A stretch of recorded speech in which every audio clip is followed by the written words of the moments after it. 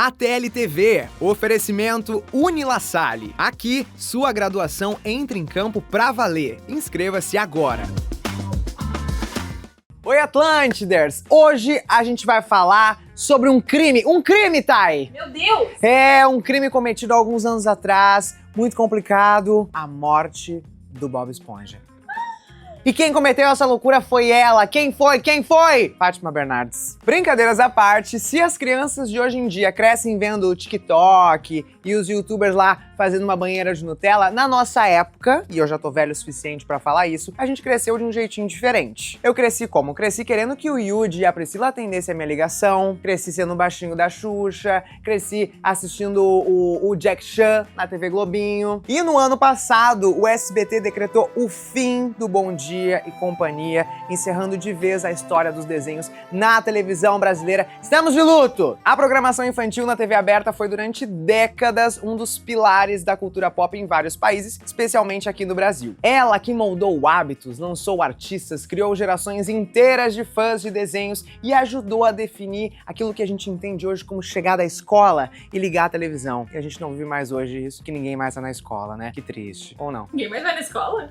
A gente, no caso, né? A gente não vai mais na escola. Mas também não tem idade pra estudar, né, Thay? O desaparecimento desse formato não aconteceu por um único motivo, mas por uma combinação de várias mudanças econômicas, tecnológicas, regulatórias e culturais. Então bora entender hoje o auge e a queda da programação infantil na TV aberta agora!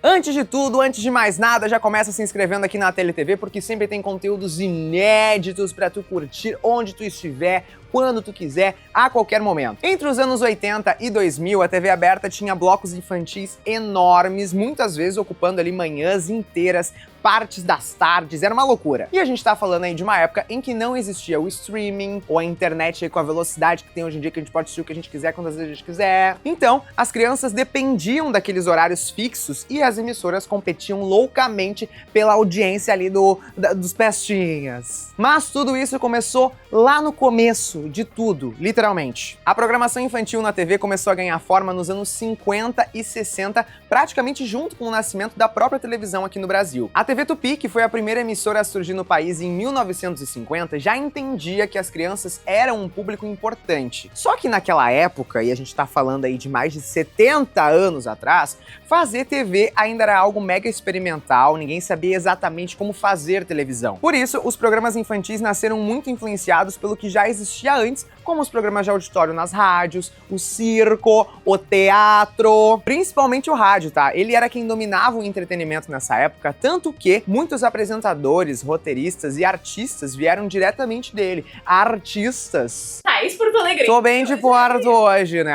A prova disso é que um dos primeiros grandes sucessos infantis foi o Clube do Guri, ô Guri! Que surgiu no rádio ainda nos anos 40 e depois foi adaptado pra televisão pela TV Tupi na década seguinte. O programa era comandado pelo Homero Silva, um nome importantíssimo do rádio infantil da época. Se hoje a gente pensa em programas para crianças com desenhos, séries, animações, lá no começo de tudo, a gente só tinha brincadeiras, apresentações ao vivo, concurso, as crianças participando daquela loucura toda. E o Clube do Guri seguia exatamente essa mesma premissa. E é importante a gente fazer o exercício aqui, Thay, de imaginar o impacto que tudo isso tinha nos anos 50, porque pouquíssimas pessoas tinham televisão, então ver aquelas crianças aparecendo na tela era uma novidade e gerava ainda mais aquela mística de que a TV era uma coisa meio mágica. Ai meu Deus, como estão lá dentro? Um outro exemplo de programa que provavelmente tu aí conhece é o Sítio do Pica-Pau Amarelo. Ele teve a sua primeiríssima adaptação exibida na TV Tupi em 1952 e o programa ele era exibido ao vivo porque naquela época não existia videotape, que nada mais é do que a fita que a galera gravava pra exibir depois. Então era ao vivo. Saúde. É. Pica-Pau Amarelo. O tempo foi passando e nos anos 60 o Brasil passou por uma urbanização bem acelerada, então mais famílias começaram a ter televisão, especialmente nas grandes cidades, e a TV virou aquele ponto central da casa onde todo mundo se reunia para assistir. Era a novela, o desenho, o Jornal Nacional. Tanto que em 1965 nasce a TV Globo, mas com um investimento muito maior no jornalismo, nas novelas. Então o público infantil não era ali muito uma prioridade da Globo, ainda. Porém, contudo, entretanto, as emissoras perceberam que as manhãs e as tardes tinham um público gigantesco disponível, que eram ali os pequenos, né? Só que produzir conteúdo original era muito caro e muito complexo. Foi aí que começou a fase de importar desenhos que eram feitos fora daqui. No começo, a maior parte vinha dos Estados Unidos, especialmente da Disney, da Warner Bros. E da Hanna-Barbera. E foi aí que o Brasil conheceu personagens clássicos. Esses são clássicos, hein? Como Zé Colmeia, Manda-Chuva, os Flintstones, Scooby-Doo, Pernalonga, Pica-Pau. Era uma loucura. Qual desses tu prefere, Thay? Pica-Pau. Pica-Pau. Sítio do Pica-Pau Amarelo. Não era esse? Ah, tá. Tá. Os desenhos passaram a ganhar cada vez mais espaço, porque todos eles eram bem baratos, né? E podiam ser reprisados 50 mil vezes. E o principal, segurava os pestinhas na frente da televisão. Tinha audiência. Essa percepção de que as crianças davam resultados fez com que uma grande virada acontecesse nos anos 70, que foi a criação de horários fixos infantis. A Globo, por exemplo, que não botava ali muita fé, passou aí a fortalecer as suas manhãs e tardes, com destaque pro Vila Sésamo, que no primeiro momento, ali por volta de 1972, tinha uma exibição simultânea com a TV Cultura. Essa parceria aconteceu porque, nessa época, a Globo, e olha só que loucura, não tinha estúdios livres para produção naquele momento, mas em 1974, a Globo assumiu aí a produção e a exibição de forma exclusiva do Vila Sésamo. Falei aqui da TV Cultura, mas eles seguiram aí um caminho um pouco diferente. Enquanto outras emissoras apostavam no entretenimento, ela apostava em educação, criatividade e uma linguagem pedagógica que virou marca do canal e que futuramente aí gerariam clássicos como Castelo Rá-Tim-Bum e Bamba Balalão. Mas até aqui a gente tá falando aí de uma leve disputa de audiência, but no final dos anos 70, as emissoras perceberam que criança também mexe no bolso e movimenta o consumo. O programa infantil deixou de ser um programinha barato e passou a ser uma área estratégica das emissoras. Até que a gente chega aqui nos anos 80 e aqui, meus amigos, explode de verdade e a gente tá falando da Era de Ouro que começa pra valer. Nessa fase a gente tem algumas peças fundamentais nesse jogo, tá? Vamos entender aqui agora. De um lado, o magnânimo Silvio Santos inaugura oficialmente o SBT em 1991 e desde o princípio o Silvio ele já entendia a força desse público. Do outro lado, em 1983, a extinta TV Manchete descobre um nome que ia mudar a história da televisão para sempre. Sabe quem é? Não. Xuxa.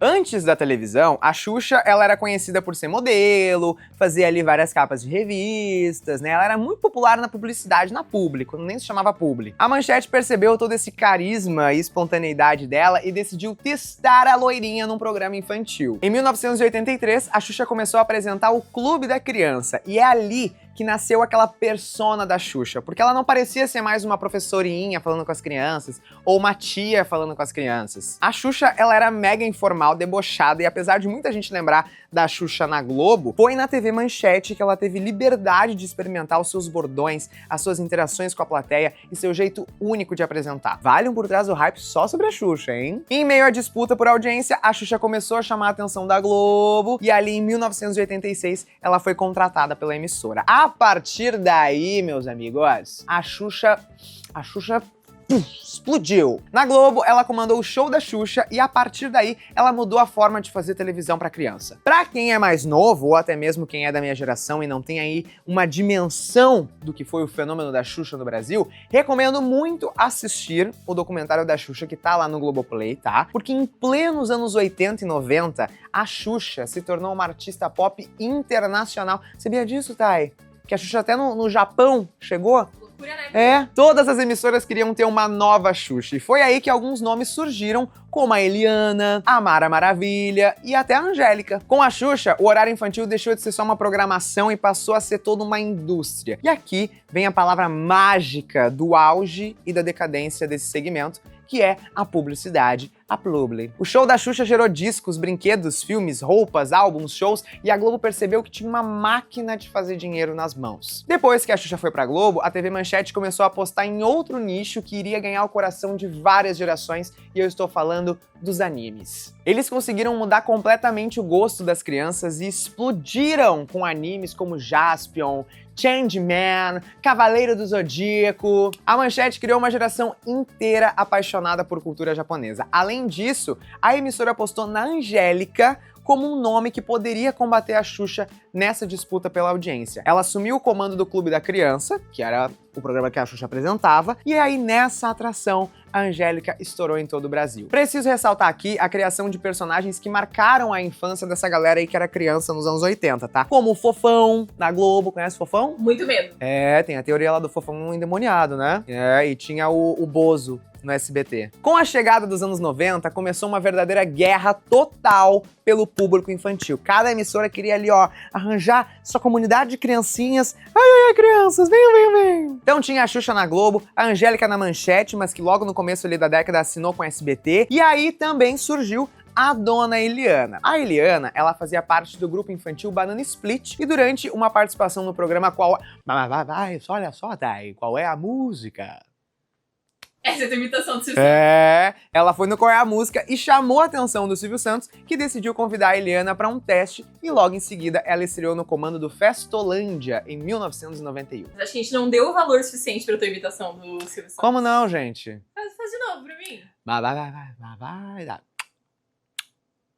Quem quer dinheiro? Mas o auge da Eliana começou em outros dois programas. Na sessão desenho foi onde ela explodiu com a música dos dedinhos, sabe, Thay? Dos dedinhos? Aquela dos dedinhos? Até que em 1993 nascia o programa que marcaria a vida de muita gente, o Bom Dia e Companhia. Foi nos anos 90 também que a TV Cultura botou aqui, ó, o na mesa. Ah, não pode falar isso, né? Que isso? É, não pode. E criou os icônicos Castelo Rá-Tim-Bum e Cocoricó. Cocoricó.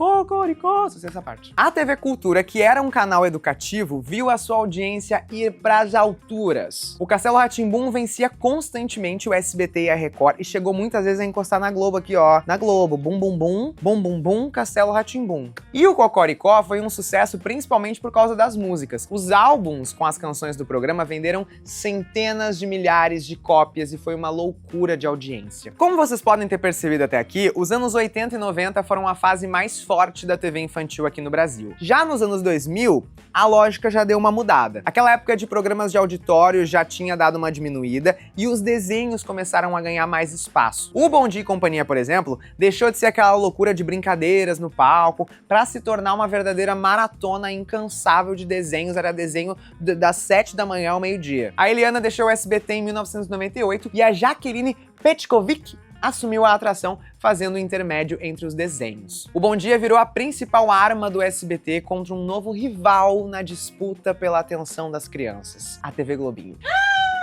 A TV Globinho amou. Quanto mais a TV Globinho crescia, maior ficava a competição para quem tinha os animes mais populares, os melhores desenhos ou o contrato com a melhor distribuidora. Mas o SBT ainda tinha um diferencial que colocava ele ali, ó, um pouquinho à frente na atenção das crianças: o telefone. Por quê? Porque as crianças ligavam, gastavam o dinheiro dos pais. Eles ligavam lá pra participar dos programas, das brincadeiras. Já tentou, tá? E ligar pro Bom Dia e Companhia? Muito.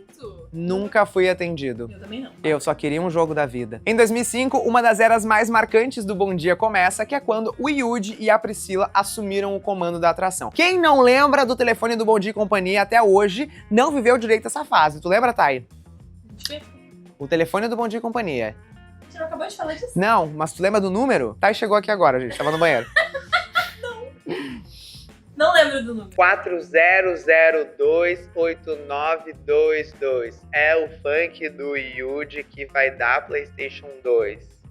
Caramba. Até aqui, a batalha das emissoras era ali entre si, até porque a televisão era o único meio de entretenimento das crianças. Mas, com a chegada aí dos anos 2000, o jogo começou a surgir ali outros competidores nesse jogo, tá? Desde a chegada dos videogames, até os DVDs com as temporadas completas dos desenhos, as TVs por assinatura que tinham uma programação infantil 24 horas por dia, tudo isso tirou a TV aberta do seu lugar de soberania e deixou ela ali só como Dá mais uma opção. Mas o golpe veio mesmo no final dos anos 2000 com a força da internet e a chegada do YouTube. O conteúdo infinito que a internet trazia acabou com a premissa da TV, que era ter ali uma programação fixa, com horários bonitinhos, e tu ter que esperar pra assistir e larará. Então antes, se a criança esperava o horário pra assistir os desenhos, agora ela podia ver quando ela quisesse. Peraí, que o mundo desandou, né? É, acabou tudo. Outro fator importante pro declínio da programação infantil foi a economia. E agora a gente vai falar de um assunto sério aqui. Os desenhos mais fortes dos anos 2000 eram o Pokémon, o Dragon Ball,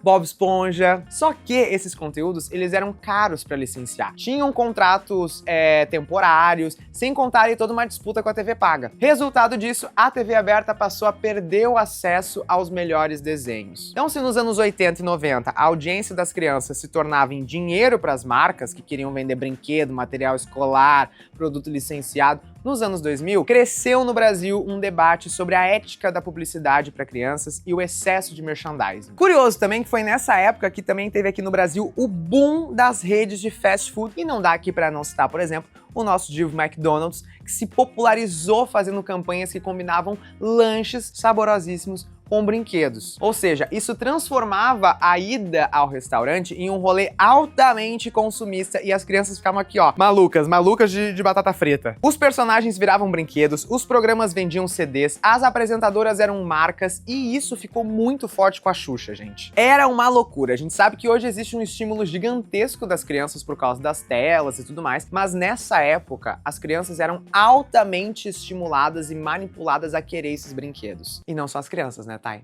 Se a gente for falar de como é que era a publicidade lá nos anos 90, era uma loucura. É, a gente passaria horas aqui.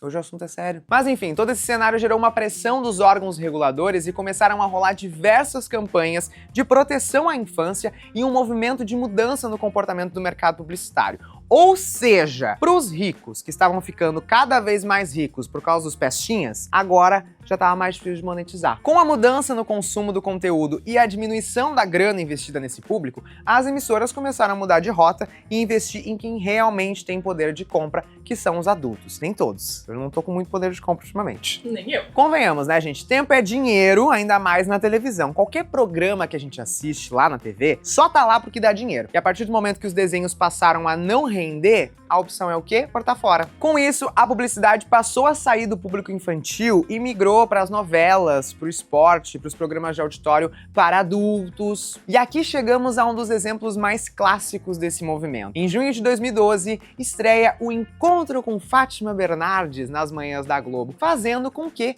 a TV Globinho deixasse de ser um programa diário e passasse a ser exibido apenas nos finais de semana. Por mais que muita gente brinque que a Fátima Bernardes matou o Bob Esponja e tudo mais, e que ela é responsável pelo fim de uma era, a gente viu até aqui que são muitas camadas. E a pontinha do iceberg aconteceu em 2014, quando o CONANDA, que é o Conselho Nacional dos Direitos da Criança e do Adolescente, decretou como abusiva a publicidade direcionada diretamente às crianças. O assunto ficou sério, Thay. Na prática, eles não proibiram ter publicidade, mas restringiu fortemente o marketing voltado diretamente às crianças, a fim de persuadi-las, manipular elas. Nesse caso da TV Globinho, a gente tá falando também de uma mudança estratégica da Globo. Por quê? Porque eles abandonaram a programação infantil na TV aberta e migraram aí os seus conteúdos para os canais pagos. Tem o Gloob. Já ouviu falar do Gloob? Já. O Globoplay, já ouviu falar do Globoplay? Sim. É. Mas no meio dessa polêmica toda do CONANDA, o Silvio Santos foi um dos poucos que firmou o pé e resistiu por mais tempo. O Silvio acreditava muito na programação infantil, e não só do ponto de vista de negócio, mas ele achava importante estar ali, quase que institucionalmente. Olha só, ele tinha que ter ali um horário específico para as crianças, tá aí? Grande, Silvio. Grande. Vai, criança. Oi, quem quer desenho? Mas assim, qual foi a maior perda pra ti? Porque eu posso falar a minha.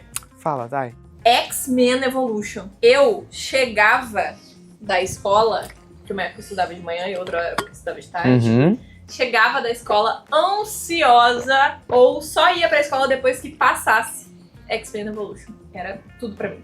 Tanto que o Bom Dia e Companhia esteve no ar durante muito tempo, mesmo depois das outras emissoras já terem encerrado ali as suas programações infantis. Mas toda a insistência acaba encontrando um limite, né? E o SBT enfrentou o óbvio. Não entrava dinheiro de publicidade, mas tinha todo o custo de licenciamento dos desenhos, tinha concorrência com o YouTube e os streamings também chegando ali pra infernizar a vida deles, sem contar que a audiência, ó... A audiência, ó... Nesse cenário todo, o Bom Dia e Companhia ficou cada vez mais sucateado, sem personalidade. Aí depois do nada a filha do Silvio Santos começou a apresentar lá e aí degringolou de vez. Uma loucura. Então, meus amores, se em pleno 2026 vocês ainda incomodam a Fátima Bernardes, a mulher já até saiu do programa, as pessoas ainda incomodam ela. Vamos deixar claro aqui uma coisa. Não foi a Fátima. Hoje a gente tá inocentando aqui Fátima Bernardes, tá? História inocentou. É, a gente tem um recadinho dela agora. Beijo, Fátima. Vamos lá, a decisão do Conanda não acabou com a TV infantil diretamente, ele só ajudou a desmontar todo esse modelo comercial aí que sustentava essa programação. A Globo acabou migrando pro digital, tanto que tem um monte de desenho e filme infantil lá no Globoplay. Tem aquele Detetives do Prédio Azul, já viu? Que é sucesso, tem um monte de filme, zilhões de temporadas. É uma loucura. O SBT acabou resistindo por mais tempo por uma questão estratégica do Silvio, mas também depois que ele foi de arrasta, e aí as filhas dele ali decidiram acabar com o Bom Dia e Companhia porque não dá dinheiro, né? Ou seja, no fim das contas, a internet foi o grande fator decisivo para encerrar todo esse ciclo. Podemos concluir isso, tá? Hoje aqui nesse dia? Acho que sim. Podemos, né? E o capitalismo. E é verdade. E eu amo que até hoje tem uns marmanjos pedindo a volta da TV Globinho. E aí eu quero te perguntar, meu filho, tu não trabalha? Tu vai estar às 9 da manhã vendo Bob Esponja? Eu não consigo. Gostaria, tá? Mas não consigo. Então, se tu tá aí com esse sentimento de nostalgia e tá assistindo aqui o Por Trás do Hype, já sabe qual é o segredo, qual é o mistério, né, Thay? Se inscreve aqui na TLTV, curte, comenta, compartilha, que sempre tem um episódio novo desse programa maravilhoso, onde a gente vê o que tem por trás, Thay. O que tem por trás das coisas, do hype,